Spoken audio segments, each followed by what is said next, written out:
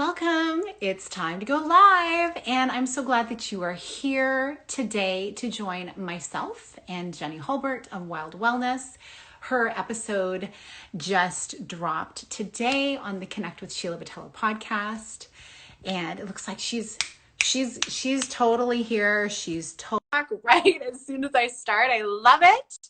And the sun is shining where I am. I hope that you are feeling good wherever you are. Hello, Jenny. I'm here. Hi, Sheila. Welcome. So Is the fun. sun shining where you are? What's that? Is the sun shining where you are? Yes, it is so unseasonably warm today. We'll take it. But, it's spring, but it feels like summer. It's so good. It's 20 degrees Celsius outside. I had to pop out and I'm like, put on my little jacket. I only have a t-shirt on in the house, so I don't know why I need the jacket. And I get in the car and I'm like, well, okay. That's What is going on? Ontario, right? Yes. So we're very similar weather system, I'm sure. Yeah, I think that's about, I was going to say it's probably about 75, 80 Fahrenheit here. So I think that's about the same. Yeah. Yep. Yay. We are grateful for it. We are taking it. I really feel like Outside. Mother Earth is saying, you had a rough year last year. We're going to go easy on you with some good weather. Yeah. I can think that. I can believe that. Who knows, right? It's beautiful. Yeah, I almost outside. I just didn't want to have any noise that maybe wouldn't, be a good for our conversation. You wouldn't be able to hear us. I know. I thought the same thing. And then I thought, okay, based on the time, the person in the back behind me typically takes a break and they're all working from home. And Yeah. it's the sweetest thing to listen to because they trampoline with their little kids and the dad gets, it's like, was he on a cheer squad maybe? He's pretty hyper. And I'm like, yeah, that would be a little confusing for us to keep on while we're chatting live, right? So but I love hearing that and hearing both parents so involved in these little children's lives. It's really nice. It's really That's sweet. cool. They can be there. Mm-hmm. It really is. And I think for people who, some people, certainly it's been a challenging time, and yet so many people are making it work. And I think even now it's been so long that we've had to deal with different things opening, closing, etc., that, we realize it is up to us how we respond, which is a nice segue into our conversation really about wild wellness. And we talked a lot in the podcast, episode 69 of the Connect podcast, all about tuning in, looking within, finding what works for you based on how you're feeling, based on your energy levels, based on your cyclical rhythms of what works well. And so all of you who listen to this now or in the Instagram TV video that follows, it will remain in my feed, you will see that's Jenny's whole background. You're going to hear what took her there. And it's a very interesting story of your roots, of your family, what really got you connected to the earth and to the beauty of nature. Then what also the struggles that you went through to really claim your health, which is something I think, regardless of those who are aware of it or not, is something we're all going to have to come to terms with even more now. It's really tuning into what feels good, what's right for us, and knowing we do have a choice. And so what I would love to hear, just as we get started, is what has been your exercise routine in the last month? And maybe factor in, if you don't mind, the cyclical kind of pattern of it, mm-hmm. so people can understand, well, what's this cyclical exercise thing all about? Yeah, that's a fun question. You'll hear all about it in the episode, of course, but coming from winter season to now coming into spring, that would be about the last month, kind of tail end of winter, spring. We've had these days where I posted on my Instagram, it's like where 50 feels like 80 and the next day it snows. That's what I describe this time of year around here. So it's funny because I feel like maybe my workouts have modeled that a little bit too, where maybe in the winter it would be a certain time of day that I would always go because of the daylight, always needing to kind of head out by 3:00. And I say that because I always do whatever I'm going to do outside. Like it's a run, it's a hike, it's a cross country ski, it's a bike, just depending on the season of the year. Even my strength training I do out in my woods because I love being outside and I just pick up natural elements, and I have some weights too, but rocks are heavy and logs are too. So that's what I use.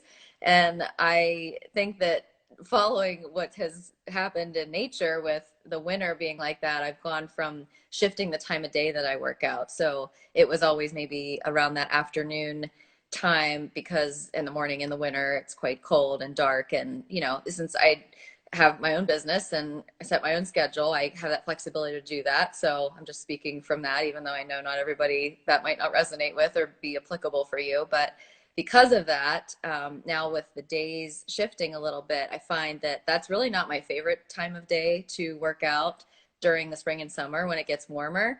Yeah, me too. It gets warmer and it's hot during that time of day.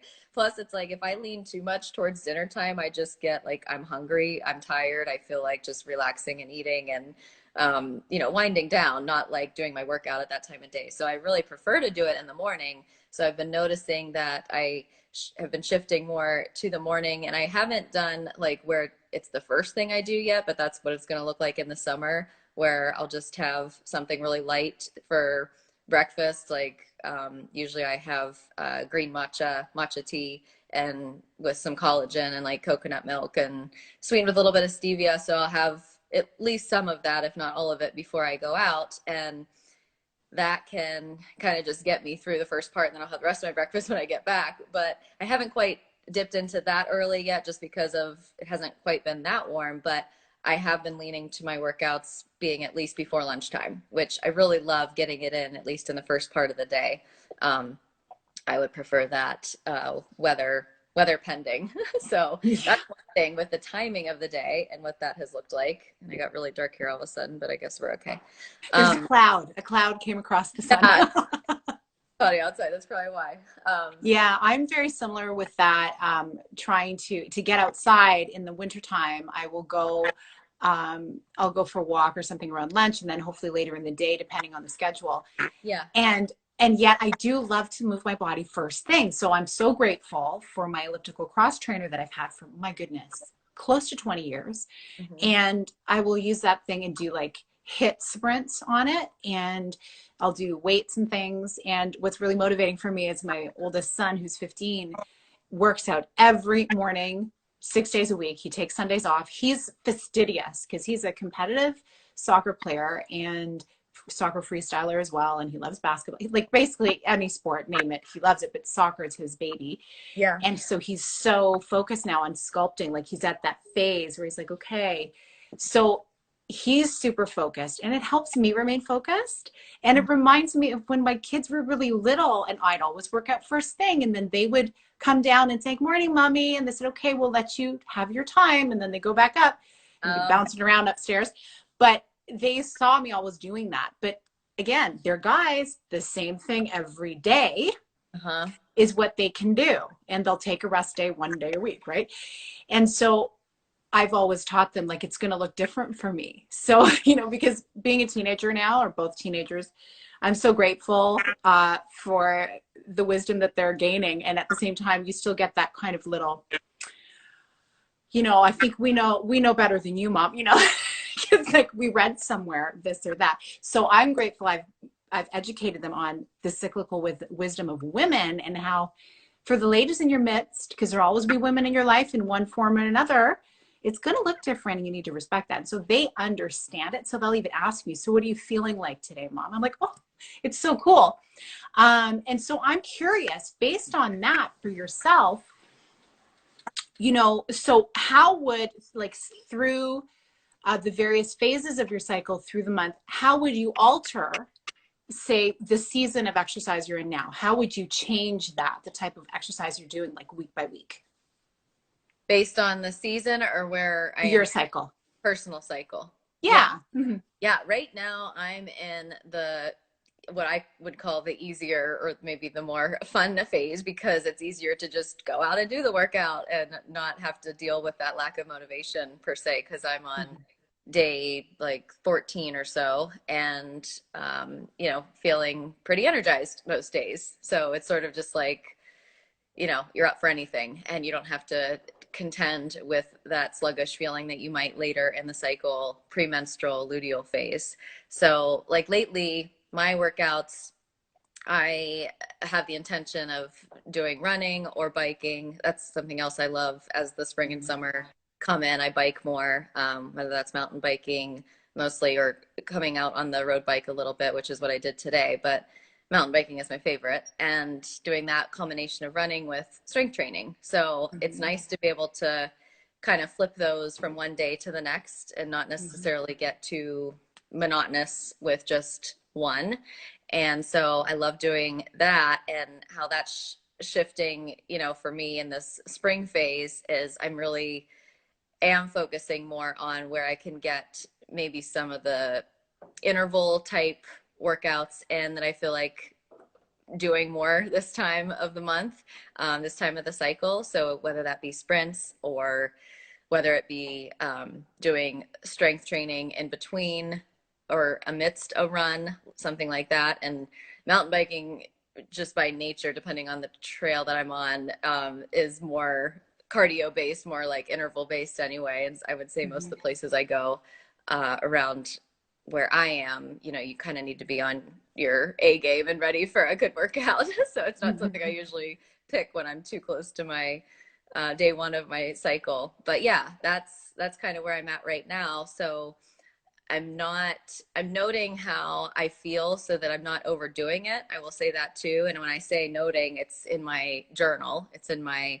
workout tracking journal, which is what I teach in all my programs, to really pay attention to what day you're on, what workout you're doing. And I always give my workouts a rating, which I teach sort of a rating system in my programs too, that helps you just give a quick little summary without having to do too much detail. I mean, you can add detail, but it's nice to also look back and just see a quick summary so that you have a glance of like, how have I been feeling for the last week or two, or how have I been feeling for the last month, and making sure that you're not always kind of feeling run down in that way. So yeah, that I've just been paying attention to that more myself, because also one of the things I noticed with the transition between winter and spring in the past is that sometimes it's like if I haven't had enough rest or recovery in the winter season, sometimes I can kind of plow into spring a little too full force and then feel really run down.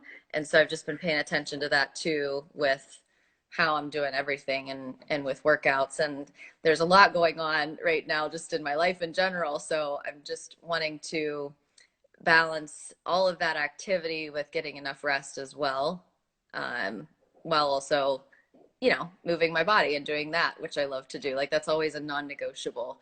And no matter what is going on or how busy it is, like there's always something, whether it might be more relaxing or more restorative, or whether it Mhm. maybe is more intense or like training for something. There's a spectrum in there of Yeah. what I enjoy doing, but it's always there, and I think that that's important for us to realize, that no matter what is going on, that there can always be space for the things that we want to make space for in our lives. And it's not just like, well, it's been really busy so I haven't worked out, or it's been really busy so I haven't been eating well. And it's just the excuses that we make up in our minds that are holding us back from that like that's the reason that you can't do that, when really it that was the thing that you decided to let go of first. Like, just be honest and call it out. That was the thing that you decided, you know went. And maybe it's reassessing and thinking, well, if that is one of the most important things that I do for myself, then what else can I rearrange or let go of to at least create some space for that? It may not be the hour that I have envisioned, or it may not be Right.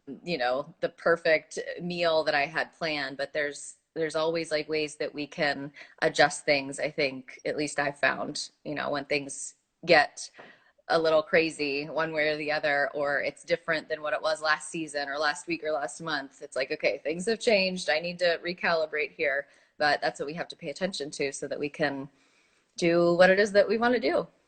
You're so right. And I feel like those are the very things that the rest, the proper eating, and the exercise support us through those times of chaos.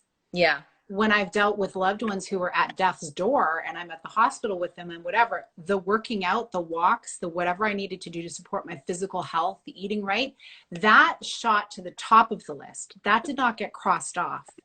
Yeah. Because let's face it, in those cases where several people in my life were struggling with their health, it's not lost on me that, well, maybe I need to protect my health through this time so I can actually be okay. too, Yeah. to help through this time. Like, Yeah. so it is a matter of priority. And it's so important to have this conversation now, because again, the answers to us being built up in our health and immunity and strength to be able to face whatever comes our way, it's not out there. It's not somebody anointing us with something that's going to just make us completely free from danger of getting sick or whatever. It definitely does involve what our base level of health is, and that's something that compounds over time, which is why chronic illness is so huge right now. It's all those other things that people, myself included, over the years have done to really degrade my health instead of building it up, that contribute to any health issues that I may have, right? And I'm fortunate I don't take any at this point in my life, I've never taken prescription medications, never required that. And I feel really happy when my doctor says to me, hey, I'm glad I only hear from you once a year so that you just get your blood tests done. He's happy because he's a busy guy. And so these are all things that everything we do, it's going to help us as we move forward. So I love that you share that, and that, you really need to be prioritizing and asking ourselves, and also having grace on ourselves for those times where, hey, maybe it's only 15 minutes, but it's 15 minutes that's going to help you for You know sure. what? Yesterday was like a really full day, and I did a lot of physical things outside. I'm working on some projects that I was very active all day. And I mean, quite frankly, that's different for me because I do a lot of work at the computer, and Mhm. those things that I'm noticing, like in this spring season where I'm out doing a lot in the garden and otherwise just a lot of physical work, if I have day after day after day of that and less computer time, like I feel the difference. So it's just interesting how even the way that your day to day might change. But going back to what I was going to say, I was feeling really tired by the end of the day. So I knew that I had like wanted to actually, this is the shift. Going back to the first part of the conversation, if you weren't here listening, we were talking about how like in the spring my preference would be to have the workout earlier in the day, like before lunch. But I've been so accustomed to the winter season kind of going at like 3 o'clock, 4 o'clock, that's what I've continued to do, along with kind of shifting. So it's like this ping pong back and forth, and I need to just like settle into like, okay, it's pretty much the season where I want to work out before lunch, but it's sometimes weather pending and all of that too. So I just, I play with it based on that. But yesterday it didn't work out so well because I didn't go in the morning, and I was planning on going later in the day. But by that time I was exhausted. I just wanted to lay down and like rest for 15 minutes. So I actually did lay down for 5 minutes before I went just to breathe. Like that was my warm up, like recalibrate, which a lot of times helps the most as opposed to doing like a typical warm up. And then I went for a run and I dipped in the creek because I was really hot and it just felt like so good. I'm like, I'm going to that water. And that's what inspired me to like go out and do it, was the fact that I was going to be getting in the cold water because I was hot from being out and sweating all day. But it was like a 20-minute run that I did. And I allowed myself to just kind of walk the steep hill on the way back on the trail because it was really steep, and running it would have just completely worn me out even more. So that was shorter than I had anticipated or intended. But, I just gave myself the grace that like, you've been doing a lot physically the last week or so, the last several days especially. So that's why you're probably feeling more rundown, and just take all that into account and don't overdo it right now. Like don't push it just because your original plan was to go for 30 or 45 minutes at this time of day. Like you're tired, you're hungry, and go do something that sounds like it's going to be refreshing, and then move on to the next day. And today I did my bike ride in the morning because I did not want to leave it until that 3 or 4 o'clock. So like I'm resetting, like we were talking about in the beginning, to that this change in the seasons, change of the year. And I think that's just so important for us to notice in our schedules. It might not be right now for you, but maybe it's in the fall when your kids go back to school or something. Like the way your schedule changes, allow your workout routine to change with that, whether it's the time you do it or what you do or how long you do it, anything. Those factors can adjust, and they may need to, rather than you feeling frustrated with the fact that you're either not doing it or that you are not doing it the way that you want to, or that something's getting in the way. I think a lot of times we make up those excuses because of those times. And really, it's just that the season changed, something changed, and we need to shift what we're doing. That's it. Absolutely. And what you're talking about here reminds me of the fact that you experienced adrenal fatigue. Yeah. And, you know, connecting the dots backwards, you said you grew up in a family that really valued hard work, going for it, just do your best, do work your hardest. And so that played into how you lived your life, which then probably led to that adrenal fatigue. So the listening to your body, you've probably really gotten good at that based on knowing what it feels to have adrenal fatigue. For those listening who haven't experienced it, like I personally don't know what that would feel like. And I'm sure there's a spectrum of how adrenal fatigue can feel, but what did that feel like for you when you were at the height of it? I was always tired. Like if I could get a nap in the afternoon, I needed to, and I'm not usually a person that needs to nap or naps.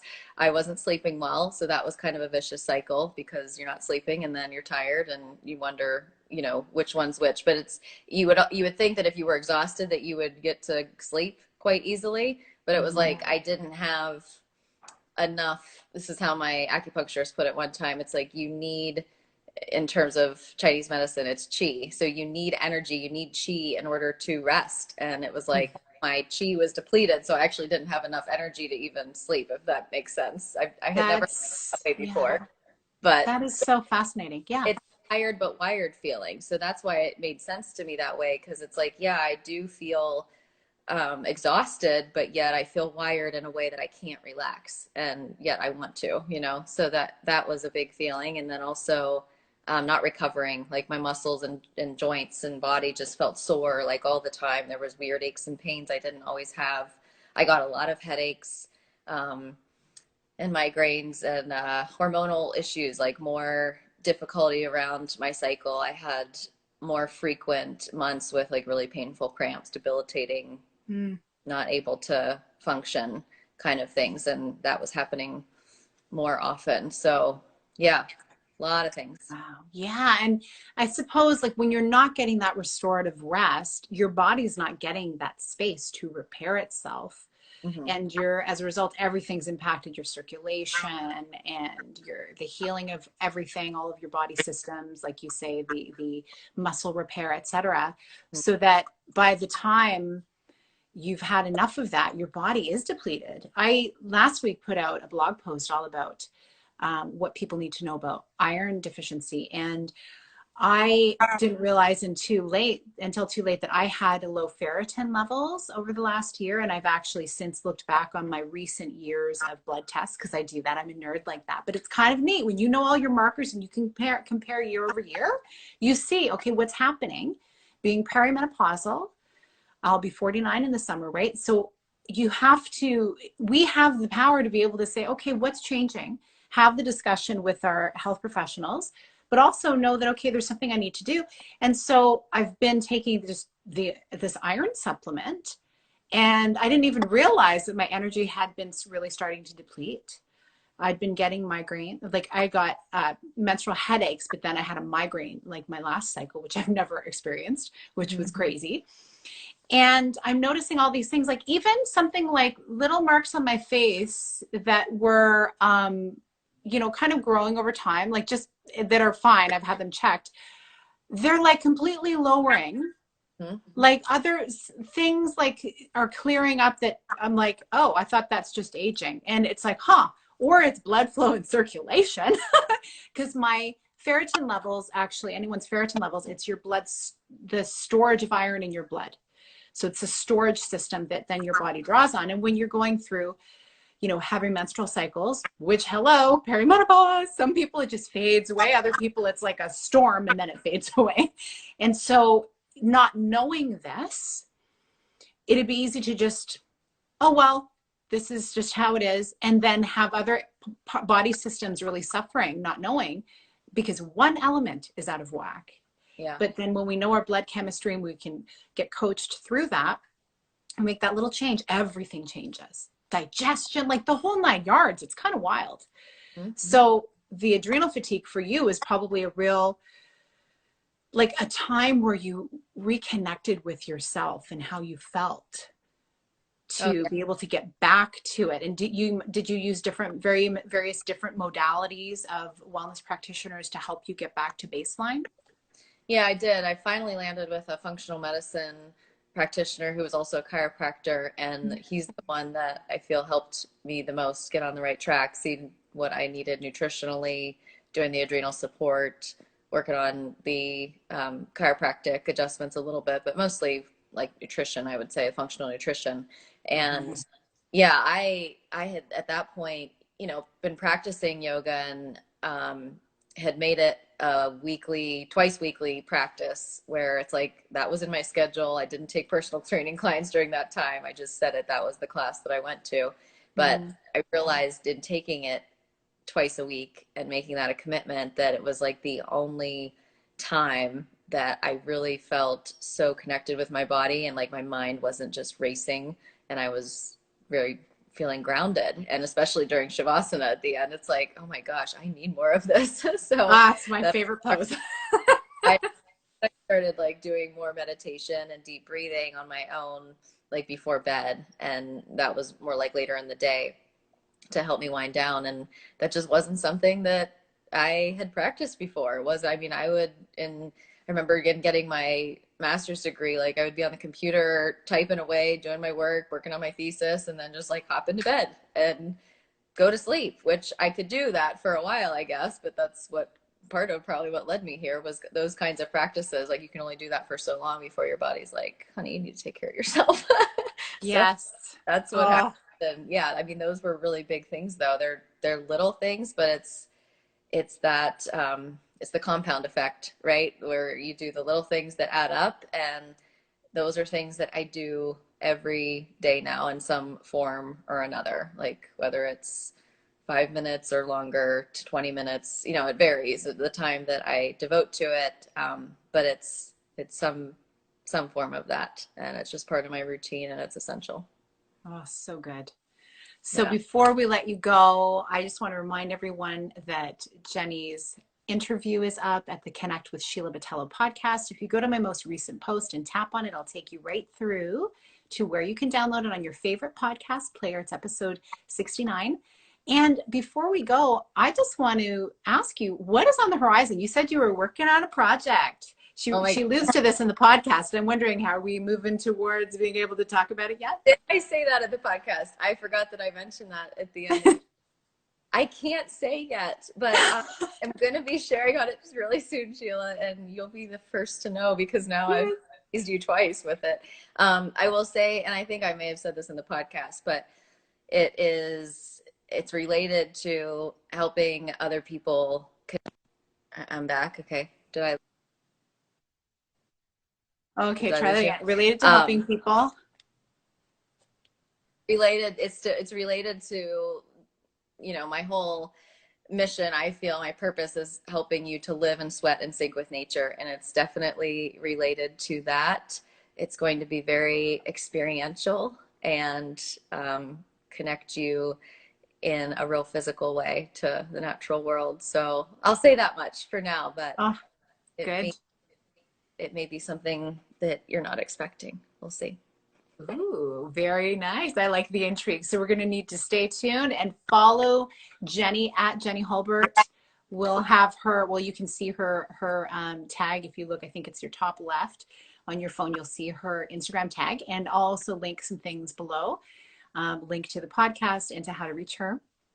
And I'm just really grateful that we made this connection. And I was recently on your podcast, and yes, go check out. Oh, so good. Yeah. Sheila talked about, it's called Cyclical and Soulful Self-Care Practices. And it was only 2 episodes ago, so you'll find it quickly if you go to the Wild Wellness podcast. Yeah, it was a good conversation for sure. I appreciate it so much, Sheila. Thanks for having a chat with me here on your Instagram. Oh, it's a total pleasure. And I'm really grateful. I feel like we're sisters in wellness, you know, and there's a large group of us who are really trying to help people reconnect, feel their best, and to rise above like the current circumstances they may find themselves in, that there is hope. You can feel better. And as you listen to this podcast episode, you're going to hear the spectrum of what Jenny experienced and how, you know, really anything's possible. and we get to choose. Yay. So thank you for being here. And I hope you have a fantastic rest of your day. Thanks, Sheila. I hope all of you watching, listening do as well. We'll listen, or we'll talk to you on the podcast. Awesome. Thanks, everybody. Take care.